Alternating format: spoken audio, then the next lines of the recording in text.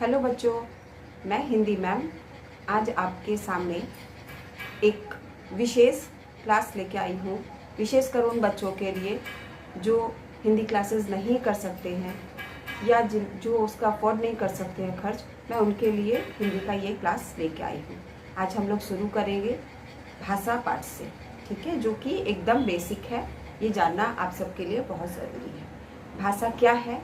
भाषा वह माध्यम है जिसके द्वारा हम अपने मन के विचार को दूसरों तक प्रकट करते हैं और दूसरे के विचारों को सुनते और समझते हैं, ठीक है। भाषा के 3 प्रकार हैं: लिखित भाषा, मौखिक भाषा और सांकेतिक भाषा, ठीक है। लिखित भाषा किसे कहते हैं? जब हम अपने मन के विचारों को लिख कर दूसरों तक पहुंचाते हैं तो वह लिखित भाषा कहलाती है। जैसे पत्र लिखना, SMS लिखना, ये सारी लिखित भाषा का उदाहरण है। दूसरा आता है मौखिक भाषा। मौखिक भाषा वह भाषा है जिससे मनुष्य अब बोलकर या सुनकर अपने विचार दूसरों तक प्रकट करता है और दूसरे के विचार को सुनकर समझ सकता है। वह मौखिक भाषा कहलाती है। जैसे भाषण देना, जैसे किसी से बात करना, किसी की बात सुनना, ये सारी मौखिक भाषा के उदाहरण हैं। इसके अलावा तीसरा और एक भाषा है जिसे सांकेतिक भाषा कही जाती है। जब हम अपने मन के विचारों को संकेतों के द्वारा, मतलब इशारों के द्वारा प्रकट करते हैं तो वह सांकेतिक भाषा कहलाती है, ठीक है।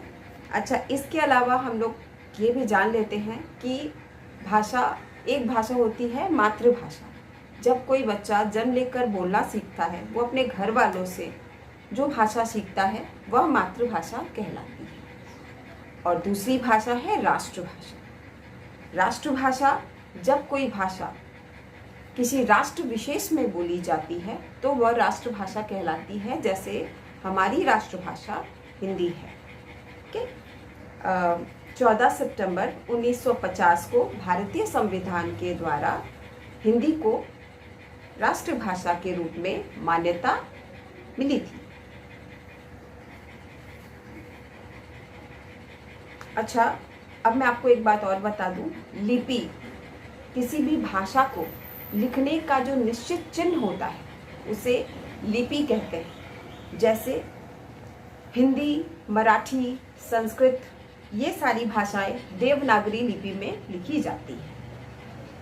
अंग्रेजी रोमन लिपि में लिखी जाती है। पंजाबी भाषा गुरुमुखी लिपि में लिखी जाती है और उर्दू भाषा फारसी लिपि में लिखी जाती है। इस प्रकार भाषा से संबंधित जो जानकारियाँ थी मैंने आप तक पहुँचाई हैं।